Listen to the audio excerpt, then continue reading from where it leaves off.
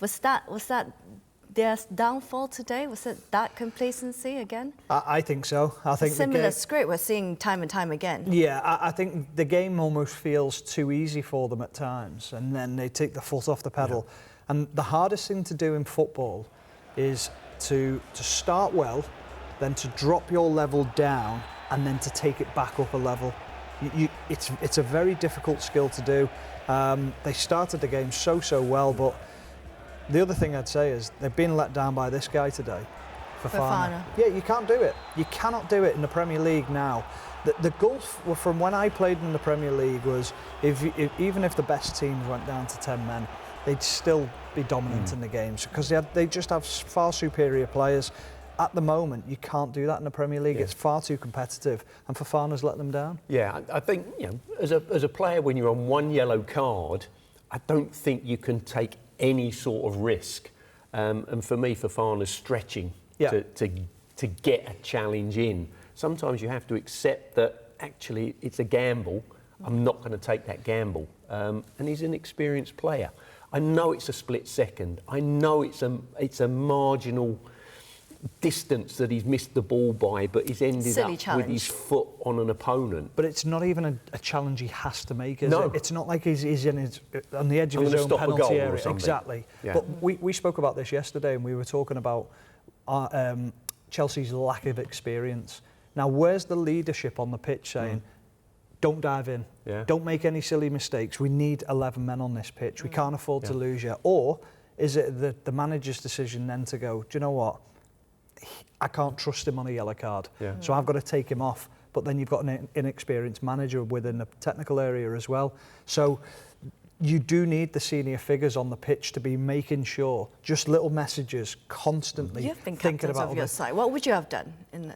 Well, listen, I've been sent off as well. I've done rash things, but what you're trying to do is you're trying to get messages across as often as you can, just relaying them thoughts into his head. So remind him, look, you're on a yellow. You're on a yellow. Be sensible. Don't cost us.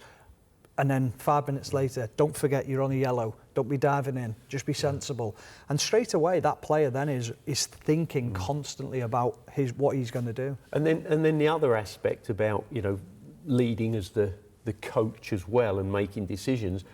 Towards the end, I thought Chelsea were looking to just protect. I know they're down to 10 men, but they were looking to protect, and they were. Reece James went off, for example, and a debutant came on. Yeah, you said it straight away, didn't you? And that really quite surprised me. And I think Chelsea ended up with 5 central defenders on the park at the end, which says to me, like, we're trying to protect what we've got. Yeah. And sometimes that just invites the opposition on, and I thought it did. But we talk about leadership there, and Gary makes a great point where you're taking off Reece James, who's arguably your leader on the pitch. He's got the captain's armband on. Then they nearly concede a goal from a set piece because no one's picking up, no one's organising. Yeah. Then they get another opportunity, Burnley, because no one's organising yet again. But you've brought on inexperienced players, a player making his debut. I mean, it's incredible late on in a game. And I know you're looking at it going, well, it's only Burnley, that should be okay. It doesn't matter. This is top-level football. Well, it's only Burnley, but you're only 1-0 up against them. But you say inexperienced, but this team isn't exactly inexperienced. If you look at even the starting 11 alone, you've got World Cup winners, you've got obviously Club World Cup winners, which just happened. They're not inexperienced, per se. But there's experience of game time and playing at a high level, but there's experience of moving players into position, making sure that there's an understanding of how not to concede goals, how to preserve something. When you look at players in certain games, and we talk about Enzo Fernandez, is he a leader for Argentina?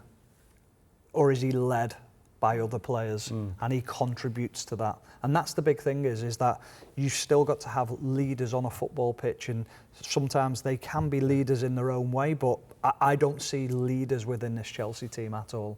Yeah, I think there are sometimes occasions where a player who doesn't have that experience and isn't quite yet a leader, who will see a problem and see an issue, but won't quite be brave enough to say, hey, move 3 metres to your left or deal with that situation. Absolutely.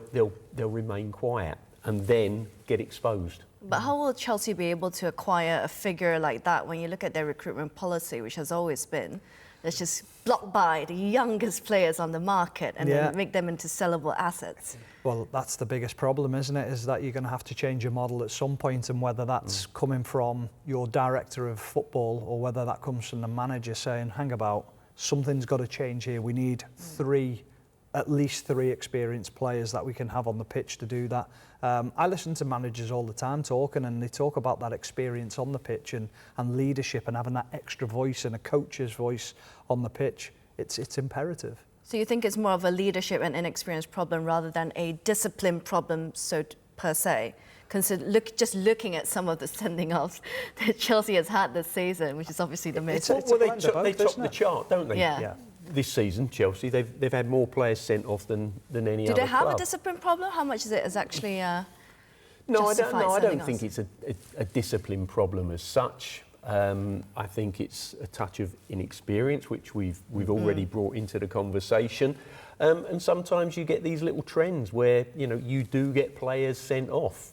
You do concede late goals. You do give away points from winning positions. And again, that's another Chelsea trait this season.